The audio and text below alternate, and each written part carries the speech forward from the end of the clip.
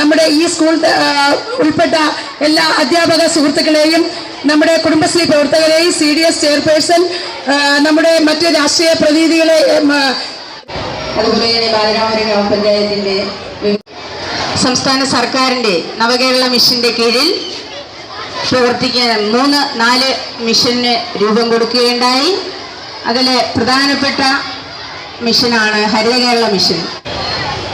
ഹരിത കേരളം എന്ന സങ്കല്പം യാഥാർത്ഥ്യമാക്കുന്നതിന് വേണ്ടി 3 കാര്യങ്ങളാണ് പ്രധാനമായും ലക്ഷ്യമിടുന്നത്. ഒന്ന്, നമ്മളെല്ലാവരെയും അലട്ടിക്കൊണ്ടിരിക്കുന്ന മാലിന്യ പ്രശ്നത്തിന് ഒരു പരിഹാരമുണ്ടാക്കുക,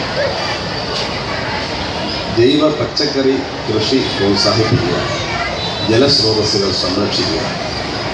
ഈ 3 ലക്ഷ്യങ്ങളോട് കൂടിയിട്ടാണ്. ഇതിനെ 3നെയും എങ്ങനെ സംയോജിപ്പിക്കാൻ സാധിക്കും എന്നതാണ് ഈ പദ്ധതിയുടെ അടിസ്ഥാനം. നമ്മുടെ ഓരോരുത്തരുടെയും വീടുകളിൽ ഉണ്ടാകുന്ന മാലിന്യങ്ങൾ അവിടെ തന്നെ സംസ്കരിച്ച് ജൈവവളമാക്കി ആ ജൈവവളം ഉപയോഗിച്ച് നമ്മുടെ ചെറിയ സ്ഥലങ്ങളിൽ പച്ചക്കറി കൃഷി നടത്തി അതിനാവശ്യമായ വെള്ളം ജലസ്രോതസ്സിൽ നിന്ന് സംഭരിച്ച് അതിനെ വളർത്തിയെടുക്കുക. അങ്ങനെ ഓരോ വീടും പച്ചക്കറിയുടെ കാര്യത്തിൽ സ്വയം പര്യാപ്തത നേടുക എന്നതാണ് ഈ പദ്ധതിയുടെ മുഖ്യമായ ലക്ഷ്യം. നമ്മുടെ നഷ്ടപ്പെട്ട കാർഷിക സംസ്കൃതി വീണ്ടെടുത്തുകൊണ്ട് തിരിച്ചു കൊണ്ടുവരുവാനും നമ്മുടെ സംസ്കാരത്തെ തിരിച്ചു കൊണ്ടുവരുവാനും വേണ്ടി നവകേരള മിഷൻ എന്നുള്ള ഒരു പുതിയ പദ്ധതിക്കാണ് ദിശാബോധമുള്ള ഗവൺമെൻറ് ഇവിടെ തുടക്കം കുറിച്ചത്. എൻ്റെ പ്രിയമുള്ള കുട്ടികൾക്ക് മുന്നിൽ വളരെ വിനയപുരസ്സരം പറയുവാനുള്ളത്, കുട്ടികൾക്ക് മുന്നിലേക്ക് സാമൂഹ്യ പ്രതിബദ്ധതയുള്ള കുട്ടികളായി വളർത്തിയെടുക്കുവാൻ കൂടി ഉള്ള ഒരു പ്രവർത്തനങ്ങളാണ് കേരള ഗവൺമെൻറ് രൂപം കൊടുത്തിരിക്കുന്നത് എന്നുള്ളതാണ് നാം മനസ്സിലാക്കുക.